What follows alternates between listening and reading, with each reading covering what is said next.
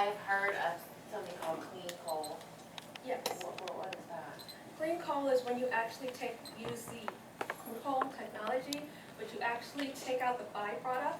So instead of going back into the air as smoke or into the soil or into the water, they take the byproduct and use it to make other products. Comes out of steam instead of. Yes. Do you have an assessment on whether that actually works as well, or is less energy efficient in the long run? Because I've heard that clean coal is just the coal industry's response to the fact that they're so dirty. That it's really, clean coal is really not nearly as clean as natural gas or other obvious I think there's solutions. I've heard about that too, and I've done some research on the product. And what I've discovered is they're still in the process of actually tooling that to make it more efficient. But as far as I know, they've gotten to a point where it's actually a fraction of it, but it hasn't been employed. Only about 8% of them actually use about clean coal, unfortunately. And even though there's still controversy, it's still much better than having unrefurbished systems that still use just plain coal. Yes? So you're saying it's viable, it just has to be implemented? Yes. It's expensive. Very expensive. Convert mode. Nothing on this list is cheap. Anyone else? Emily? Are people who live near coal plants more likely to have asthma or breathing problems? Most likely, yes. I'm afraid so. And the area that I went to was, if you went back about 4 miles, you would only see a few houses. And then as you pass that 4-mile route, you would not see anything for miles, just a nice, vast space. The air from that point on was yellow. John?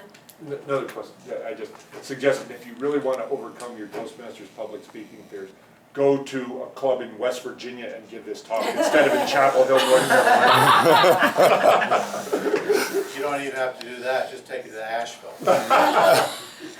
Anyone else? Yes. Contrast a little bit of gasoline-powered cars versus electric-powered cars. How does that come out in the equation of Well, energy savings? Well, I only researched Priuses, and they run on their own type of battery. In terms of ones that plug in, I would actually have to take a look at the kilowatts per hour and the type of electricity that they're using. But I assume that the carbon footprint would probably be pretty similar. Do you know anything about that, Steve? Well, pretty much the electric cars are obviously much more fuel efficient.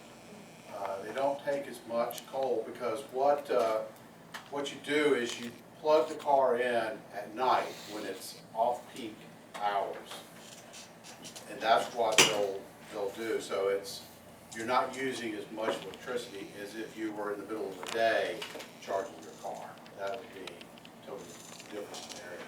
That's the main selling point. All right, this will be the last question.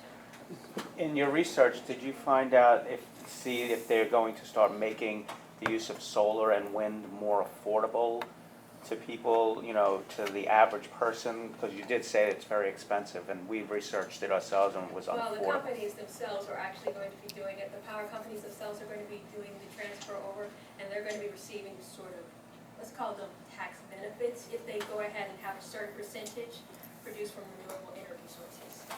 So that's how that's going to be financed. And solar is going to be one of them. Hydroelectricity is another one. They're also going to be doing a lot more research in biomass. All right, that's all the time we have. Thank you so much.